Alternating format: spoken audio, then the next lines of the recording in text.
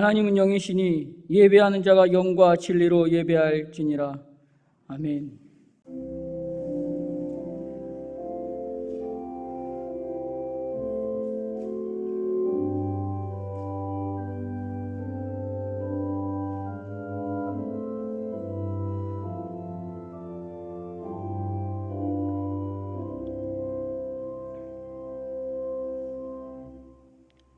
나는 전능하신 아버지 하나님 천지의 창조주를 믿습니다.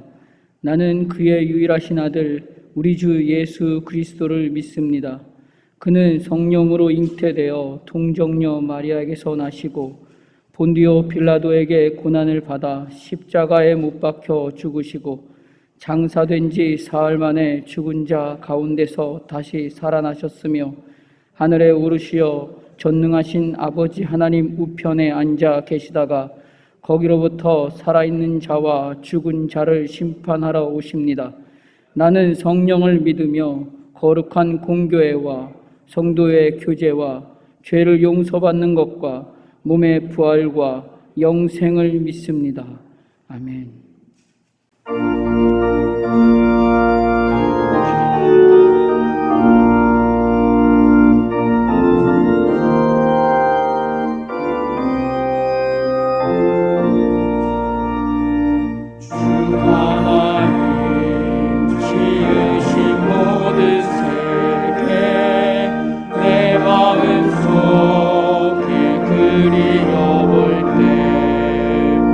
하늘의 별 울려 퍼질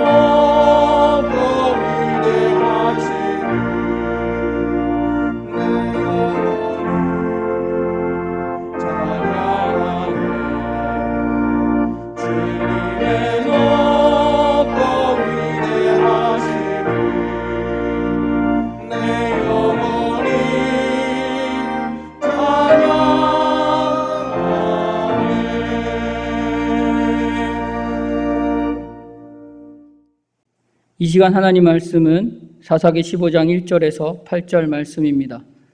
사사기 15장 1절에서 8절 말씀입니다. 얼마 후 밀 거둘 때에 삼손이 염소 새끼를 가지고 그의 아내에게로 찾아가서 이르되 내가 방에 들어가 내 아내를 보고자 하노라 하니 장인이 들어오지 못하게 하고 이르되 내가 그를 심히 미워하는 줄 알고 그를 내 친구에게 주었노라. 그의 동생이 그보다 더 아름답지 아니하냐. 정하노니 너는 그를 대신하여 동생을 아내로 맞이하라 하니 삼손이 그들에게 이르되 이번은 내가 블레셋 사람들을 해할지라도 그들에게 대하여 내게 허물이 없을 것이니라 하고 삼손이 가서 여우 300마리를 붙들어서 그 꼬리와 꼬리를 메고 회를 가지고 그 두 꼬리 사이에 한 회를 달고 회에 불을 붙이고 그것을 블레셋 사람들의 곡식밭으로 몰아들여서 곡식단과 아직 배지 아니한 곡식과 포도원과 감람나무들을 사른지라. 블레셋 사람들이 이르되 누가 이 일을 행하였느냐 하니 사람들이 대답하되 딥낫 사람의 사위 삼손이니 장인이 삼손의 아내를 빼앗아 그의 친구에게 준 까닭이라 하였더라. 블레셋 사람들이 올라가서 그 여인과 그의 아버지를 불사르니라. 삼손이 그들에게 이르되 너희가 이같이 행하였은즉 내가 너희에게 원수를 갚고야 말리라 하고 블레셋 사람들의 정강이와 넓적다리를 크게 쳐서 죽이고 내려가서 에담 바위 틈에 머물렀더라. 아멘.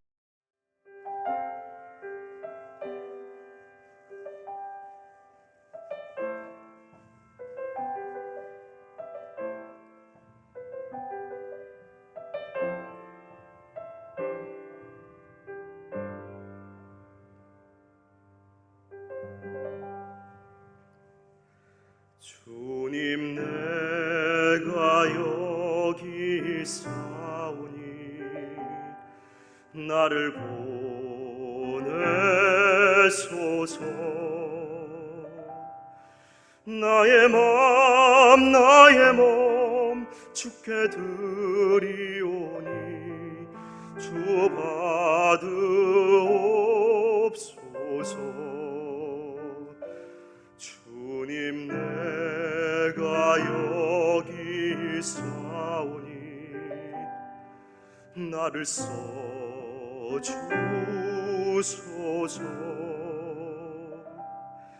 가진 것 모두 다 주께 드리오니 주 받으옵소서.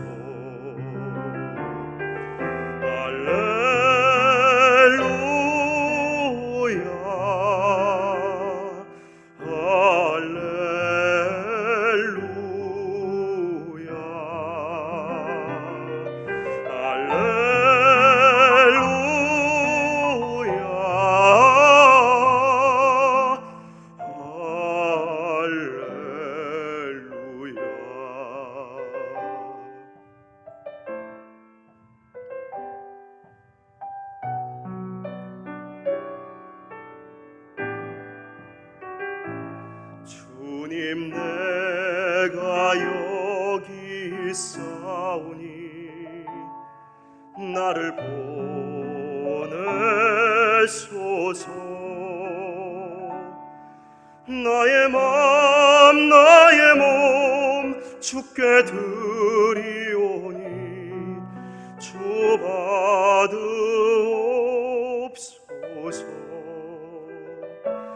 주님 내가 여기 있사오니 나를 써주소서.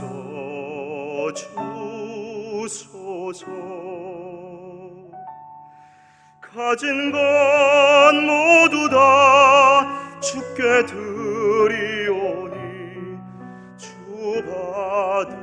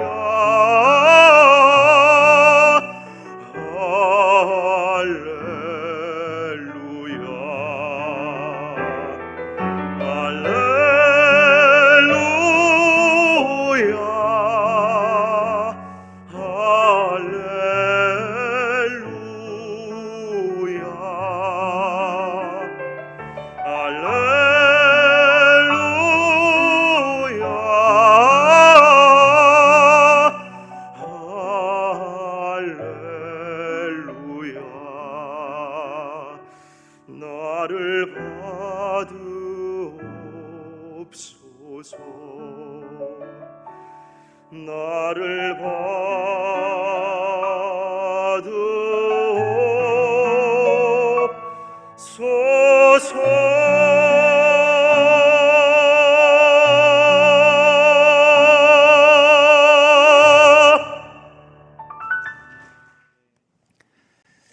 이스라엘 백성들에게는 끝이 나지 아니하는 주님이 오셔야 끝이 날 숙적이 있습니다. 그 숙적이 바로 블레셋입니다. 창세기에서부터 계속되어지는 이 블레셋 백성들은 이스라엘을 날마다 괴롭혀 오곤 합니다. 블레셋 사람이 어떤 사람이냐면 창세기 10장 16절로 14절에 보면 노아의 아들 함의 자손입니다. 그래서 창세기 10장 14절 볼 때 거기에 기슬루함이라는 자손이 나오게 되는데 바로 그 사람이 블레셋 자손입니다. 그 이후로 우리 하나님은 이스라엘을 아브라함을 선택해서 믿음의 조상을 만드시고 그리고 이스라엘 백성들은 그 아브라함의 자손이 되어서 하나님을 섬기게 되는데요. 그 아브라함에게도 블레셋은 늘 힘겹게 합니다. 그래서 하나님이 아브라함에게 복을 주시면 그래서 우물을 파서 우물에서 물이 잘 나오면 그것을 언제나 늑탈하곤 했습니다. 그게 창세기 21장 25절에 보면 나옵니다. 그리고 난 후에 또 아브라함의 자녀 이삭에게 또 그 우물을 이어서 계속 하나님이 복을 주실 때마다 이삭의 우물에 가서 블레셋 사람들은 그 우물을 다 둘러 엎고 그리고 파괴하곤 합니다. 이것이 창세기 26장 14절로 계속 기록되어지고 있습니다. 이스라엘이 이제 왕국을 이루고 그리고 난 후에 블레셋 백성들은 언제나 이스라엘을 괴롭히게 합니다. 그래서 다윗 왕도 그 어린 소년이 블레셋 장군인 골리앗과 싸워서 승리하곤 합니다. 이스라엘이 가나안을 정복할 때도 블레셋은 언제나 이스라엘이 가나안을 정복하는 데 걸림돌이 되어져서 블레셋은 이스라엘에게 아무런 도움이 되지 아니하는 것 같이 그렇게 지금까지도 숙적입니다. 그 블레셋이 오늘날 팔레스타인이 블레셋입니다. 그 지금도 여전히 이스라엘 백성들에게는 이 팔레스타인으로 인해서 전쟁이 끊어질 날이 없잖아요. 끊임없이 계속 전쟁하잖아요. 이런 것들이 언제나 끝날까? 그 끝날 수 있는 것은 예수님이 오셔야 그때야 비로소 끝이 나게 될 것입니다. 우리는 이렇게 생각합니다. 도대체 왜 이스라엘 백성들에게 저런 블레셋을 놔뒀을까? 우리의 수준으로 생각하면 블레셋이 없어져야 이스라엘이 편안할 것 같습니다. 그런데 성경은 이렇게 말하고 있습니다. 사사기 3장 1절부터 6절에 보면 하나님께서 블레셋을 두신 이유는 이스라엘을 공격하기 위해서 블레셋을 두었다. 그래서 저들이 늘 깨어있게 합니다. 우리도 이런 생각을 할 수 있습니다.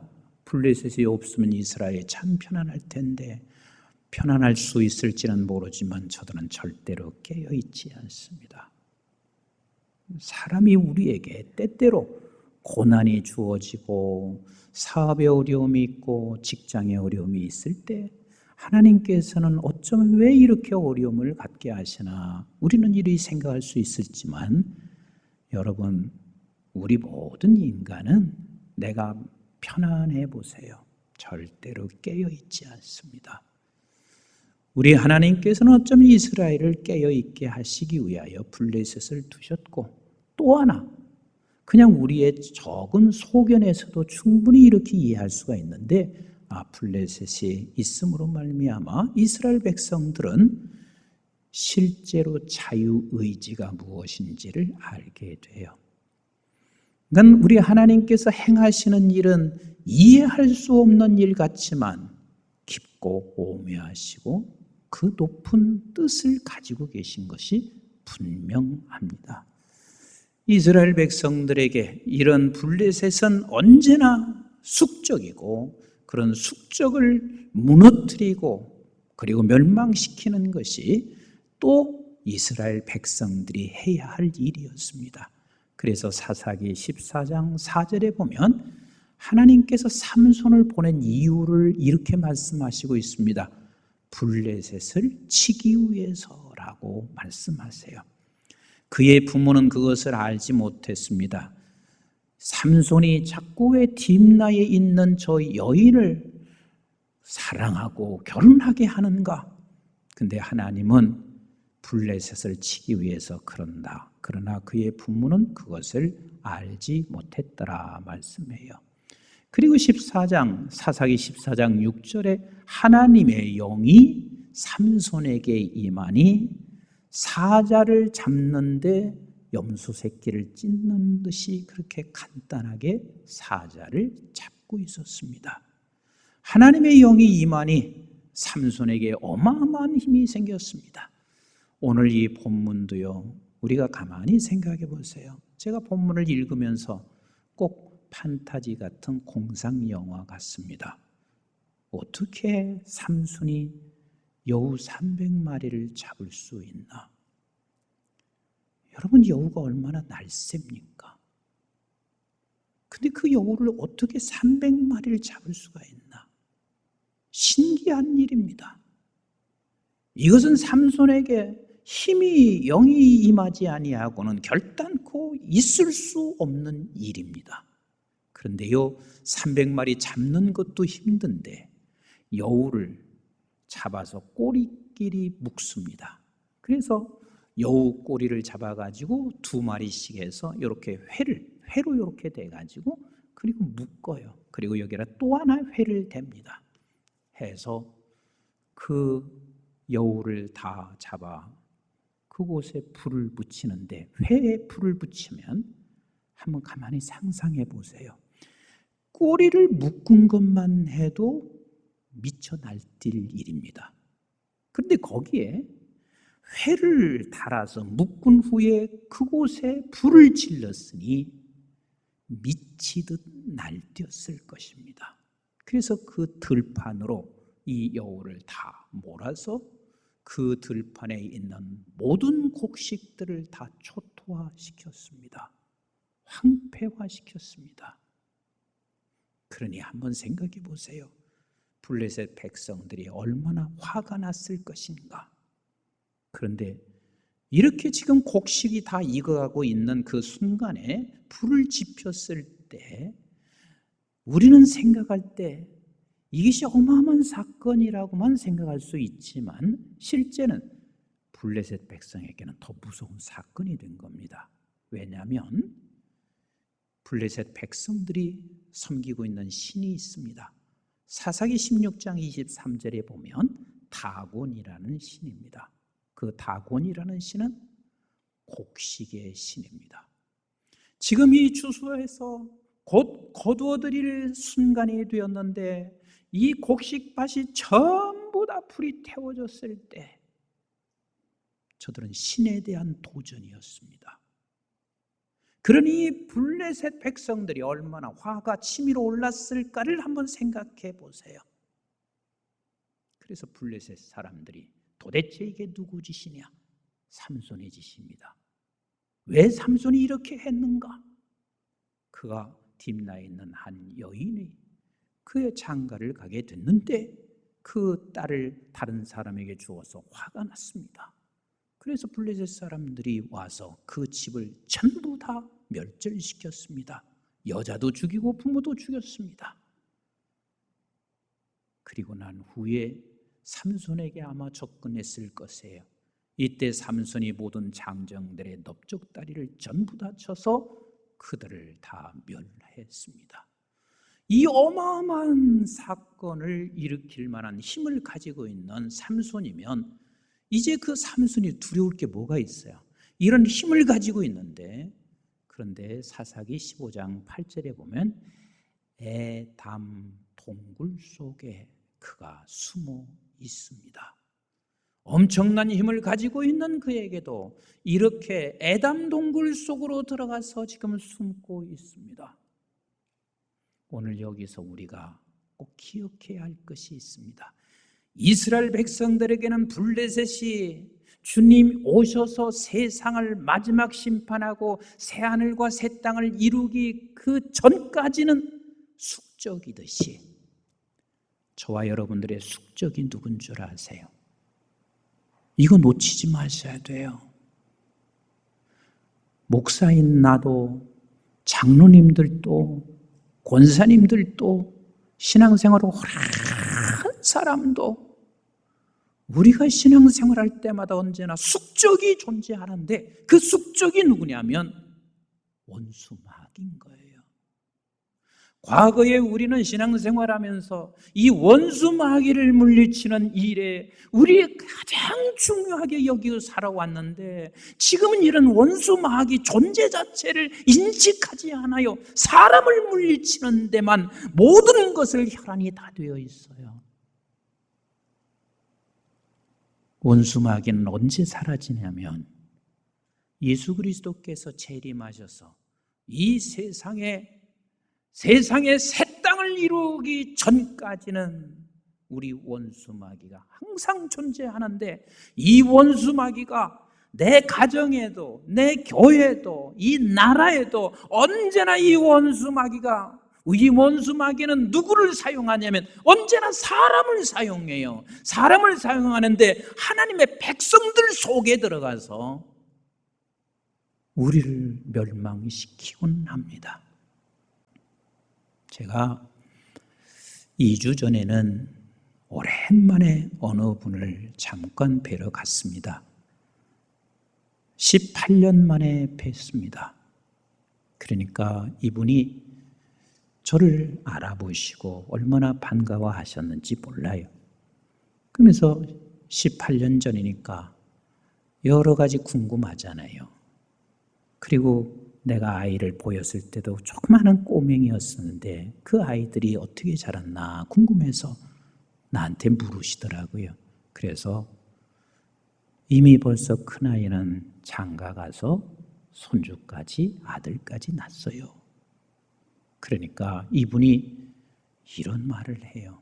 목사님, 우리가 부모 섬길 때처럼 생각하면 가정 깨집니다.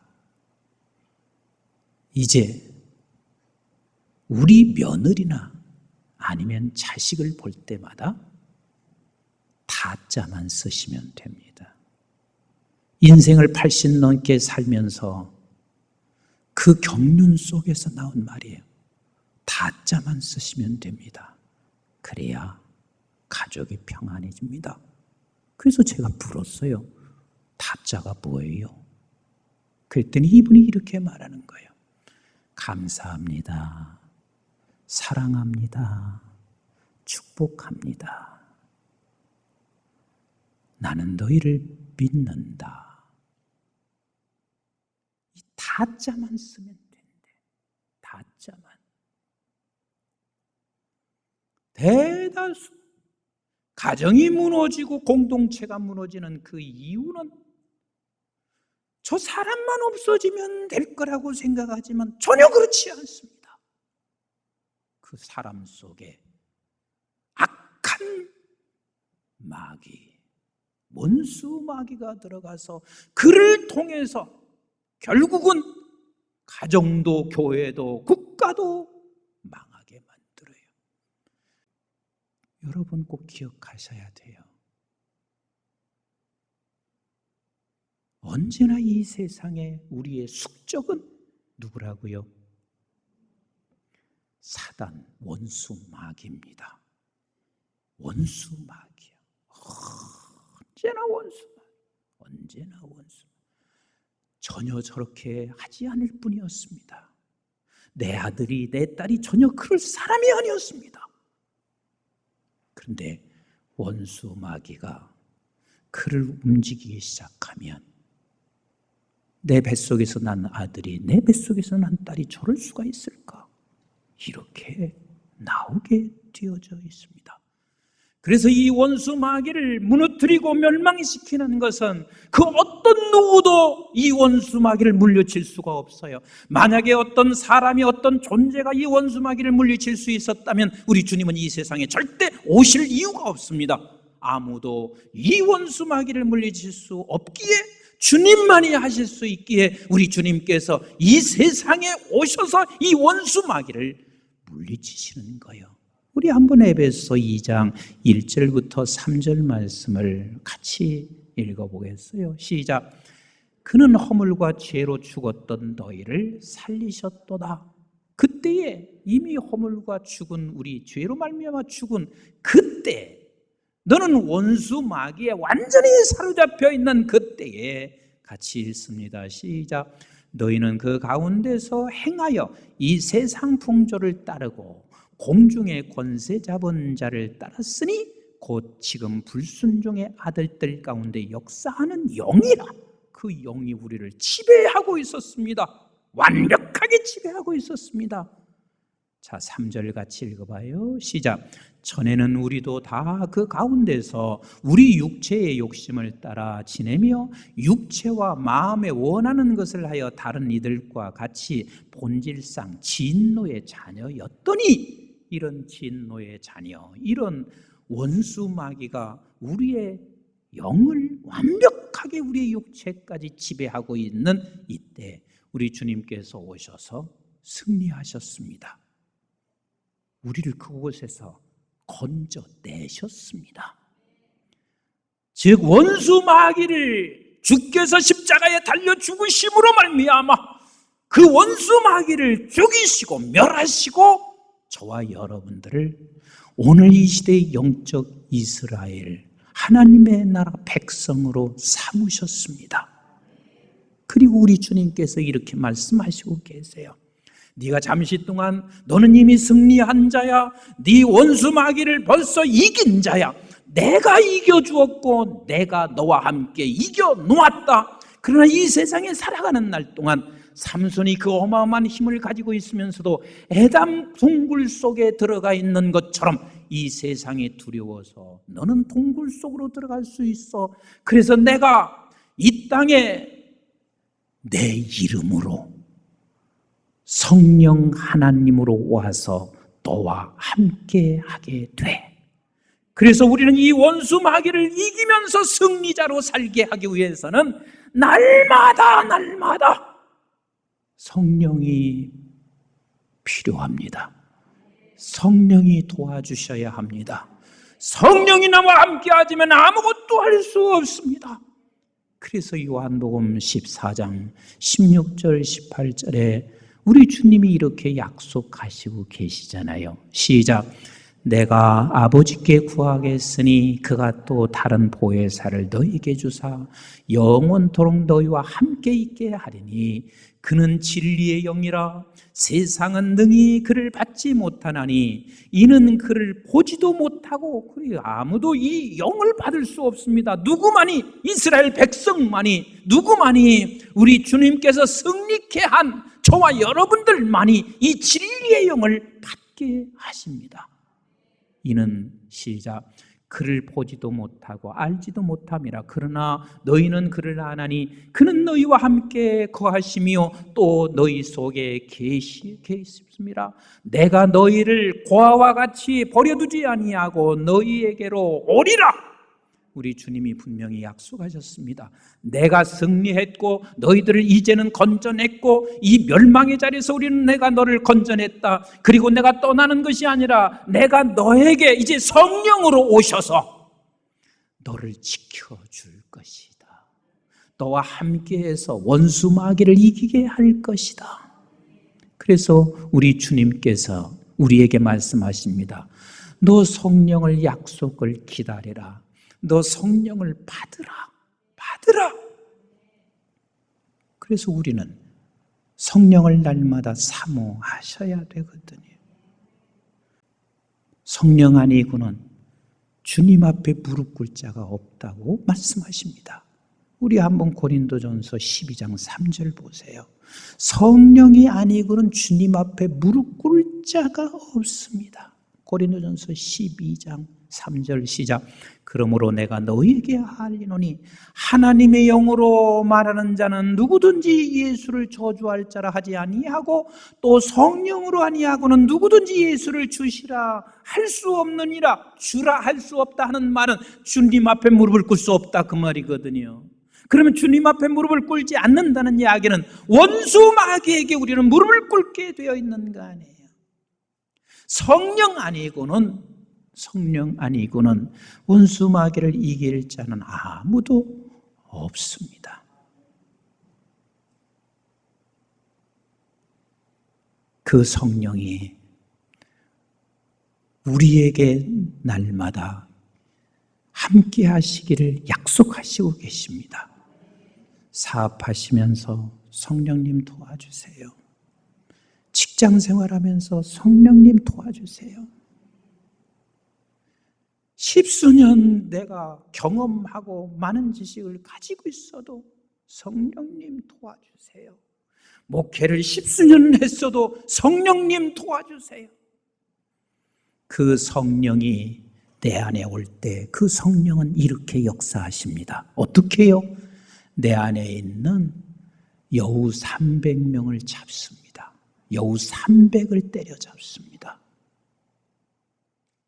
성령은 우리에게 오셔서 제일 먼저 하는 게 뭔 줄 아세요? 내 속에 있는 여우를 잡기 시작합니다. 우리 한번 나아가서 2장 15절 같이 한번 읽어보실까요? 시작. 우리를 위하여 여우 곧 포도원을 허는 작은 여우를 잡으라. 우리의 포도원에 꽃이 피었습니다. 한번 생각해 보세요. 지금 포도원에 꽃이 피었어요. 꽃이 피었다는 이야기는 곧 열매를 맺는다 그 말이에요. 근데 그 열매를 맺는데 여우가 들어와서 열매를 맺지 못하도록 전부 다 휘집어 놓습니다. 근데 여기서 참 재밌는 표현을 하고 있습니다. 작은 여우를 잡으라. 이 작은 여우를 잡으라 하는 이 말의 뜻은 그냥 여우를 내 속에서 키우잖아요. 종잡을 수 없어져요. 그냥 내 안에서 여우를 키우면 이제 내가 컨트롤이 안 돼. 내가 컨트롤이 안 돼. 그래서 어떤 상황까지 가냐면 한번 누가복음 13장 31절로 32절을 보세요. 곧 그때에 어떤 바리새인들이 나와서 이르되 나가서 여기를 떠나소서 헤롯이 당신을 죽이고자 하나이다. 그 헤롯이 누구냐면 32절 보세요. 이르시되 너희는 가서 저 여우에게 이르되, 헤롯이 지금 여우가 됐습니다. 여우에게 이르되 오늘과 내일을 내가 귀신을 쫓아내며 병을 고치신다가 제3일에는 완전하여 지리라 하라. 여우! 작은 여우를 안 잡잖아요. 그럼 나중에는 헤롯과 같은 여우가 돼버려. 그 헤롯과 같은 여우가 돼서 어떻게 하냐면 예수를 죽이는 자리에 서게 돼요. 목사가 그렇게 될 수 있어요. 장로가 그렇게 될 수 있어요. 권사가 그렇게 될 수 있어요. 그래 우리는 성령 없이는요 내 안에 있는 여우를 잡을 길이 없어요. 한번 가만히 보세요. 이 여우의 특징은 여러 가지가 있는데 두 가지는 여러분 절대 잊어서는 안 돼요. 첫 번째가 뭐냐면 이 여우는 교활합니다. 교활합니다. 그 교활하다는 말은 무슨 뜻이냐면 아주 이간질하는 데 능합니다. 하나님 앞에 열매 맺도록 주님과 나와의 사랑의 관계에서 열매를 잘 맺어갈 때요 이 원수마귀는 이간질해요. 임 목사 믿지 마라. 한국중앙교회 뭐 비전이 있냐? 그 이간질을 하기 시작해요. 그래서 내 속에서 이 이간질에 의해서 내가 이제 당해가기 시작한단 말이에요. 하나님은 지금 그를 통해서 하나님과 당신 사이에 아름다운 열매와 꽃을 피워가고 있을 때 언제나 이런 이간질로 인하여 하나님과 나 사이에 관계 무너지는데 당신은 관계 무너진다고 생각하지 않지요. 그러나 이게 얼마나 무서운 일인지 모릅니다. 우리 안에 이런 생각이 들을 때 이게 작은 여우인 거예요. 따라서 합시다. 작은 여우를 잡아라. 누구만 잡을 수 있냐면 이미 저와 여러분들은 승리자예요. 승리자는 성령님의 도움을 요청해야 합니다. 성령님, 지금 좌우는 여우가 두르고 있어요. 성령님 도와주세요. 저에게도 가끔 가다가 매일 두르고, 어떤 경우는 성도들이 목사님, 이런 목사님 있어서는 안 돼요 하고 이렇게 두를 때도 있고 그래요. 그러면 지금까지 내가 한 번도 답장한 적이 없어요. 왜냐하면 내가 거기에 휘말려서 이간당하고 싶지 않기 때문에 그렇습니다. 사랑하는 성도 여러분, 여우는 교활합니다. 여우는 교활합니다. 또 두 번째 여우의 특징, 이 두 가지는 절대 잊어서는 안 돼요. 두 번째는 여우는 절대로 성한 음식 먹지 않아요. 썩은 음식을 먹습니다. 동물의 왕국을 여러분 보셨을 거예요. 사자와 호랑이가 짐승을 잡아놓고 그리고 자기들이 먹고 난 후에 그리고 나서 그게 몇 주 지나거나 그러면 썩게 돼요. 그 썩은 음식을 이 여우는 먹습니다. 썩은 음식이 뭐예요? 언제나 원수 마귀는 썩은 음식의 향을 느끼게 해. 썩은 음식의 맛을 느끼게 해. 그 썩은 음식이 뭐예요? 이 세상의 모든 것은 다 썩은 음식 아니에요. 언젠가는 다 썩어 없어질 그것을 사랑하게 해요. 그것을 내가 사랑하다가 결국 그것을 놓치는 상황이 되면은 이젠 교회도 등 돌려, 예수도 등 돌려. 이게 얼마나 우리가 속아 넘어가는지 몰라.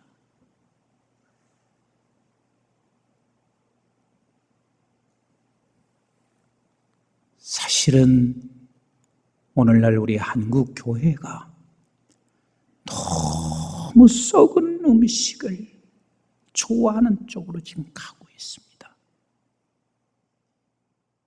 그러면서도 그것이 원수 마귀의 간계한 계략이라는 사실조차도 모른 채 우리는 썩은 음식에 취해져 가고 있습니다.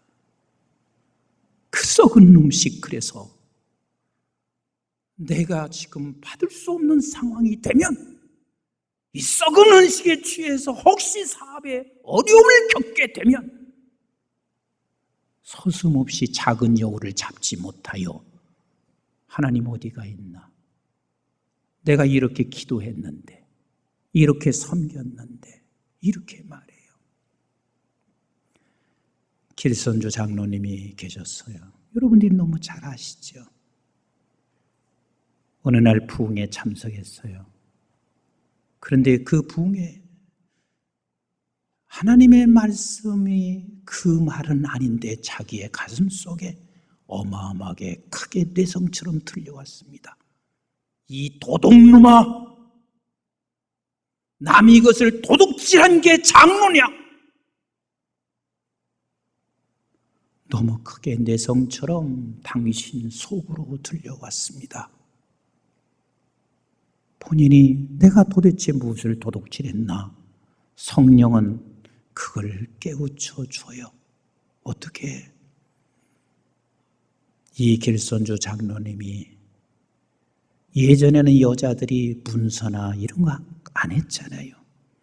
그래서 그 친구가 세상을 뜨면서 길선주 장로님에게 문서와 도장을 주며 이것을 정리해서 우리 마누라 주고 그리고 자녀들을 키울 수 있도록 그렇게 정리를 해달라 이렇게 얘기를 한 거예요. 그런데 돈을 보니까 욕심이 생겼습니다. 탐심이 생겼어요. 썩은 게 너무 맛있어 보였어요. 그래서 그만 그 돈을 탈취하고 일부만 그 부인에게 준 거예요. 근데 성령은 그냥 잊지 않습니다. 시간을 두고 있다가 그분에게 이렇게 말한 거요. 이 도둑놈아, 그런 도둑놈이 장로냐? 거기서 대굴대굴 굴르기 시작했습니다. 내 안에 여우를 잡는 게 뭔 줄 아세요? 하나님의 말씀이 검이 나에게 들어와서 내가 회개하는 그 순간에 내 안에 여우를 잡는 거예요. 내 안에 여우가 잡혀지는 그 순간 어떤 역사가 일어난 줄 아세요? 밖에 있는 블레셋은 하나님이 해결하십니다. 그래서 길선주 장로님의 회개가 전 교인을 다 뒤집어 놓았습니다.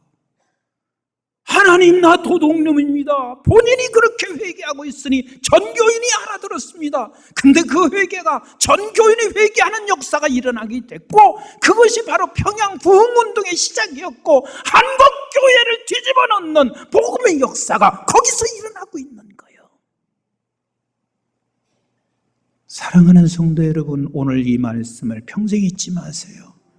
가정에서 생활하거나 교회에서든 나라에서든 저 사람이라고만 자꾸 생각하지 마시고, 언제나 원수 마귀가 내 가정을 흔들어 놓고, 원수 마귀가 교회를 흔들어 놓고, 원수 마귀가 나라를 이렇게 만들고 있다는 요 사실을 놓치지 마셔야 되고, 그리고 저와 여러분들은 이미 원수 마귀로부터 승리한 자입니다. 그 승리한 자에게 우리 하나님께서는 약속하시고 있습니다. 성령을 보내주더니 너는 성령을 받으라.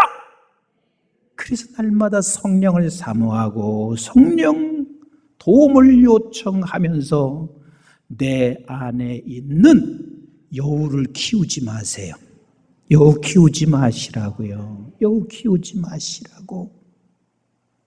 반드시 이 여우를 성령의 검으로 잡고, 그래서 여러분 때문에 가정 살고, 여러분 때문에 교회 살고, 여러분 때문에 민족이 살아나야 합니다. 사도행전 4장 31절에 이렇게 말씀하시고 있습니다.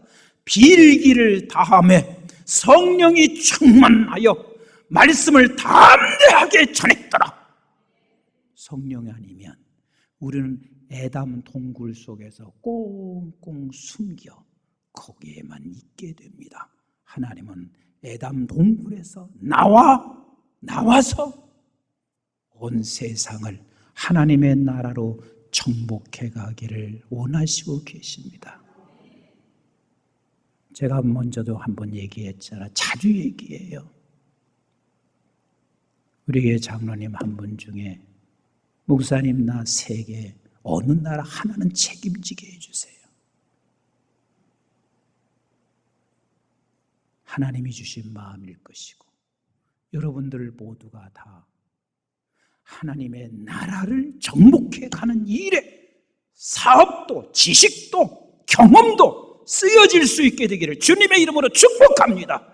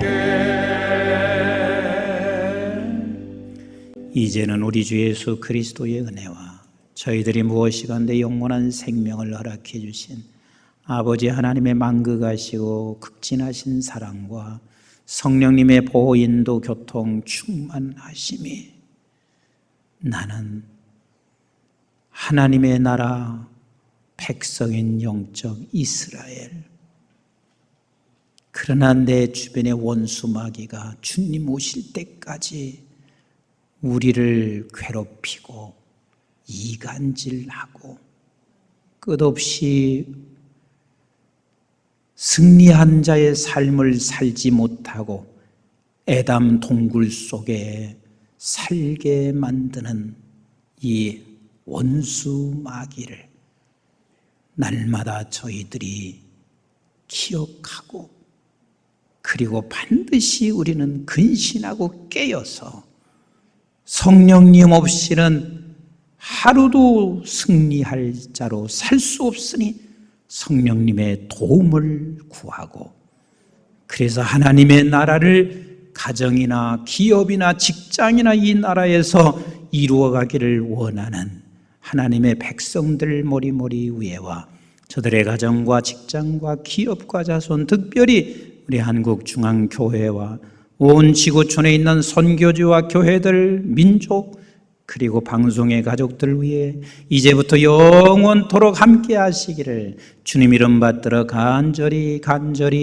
축원하옵나이다. 아멘.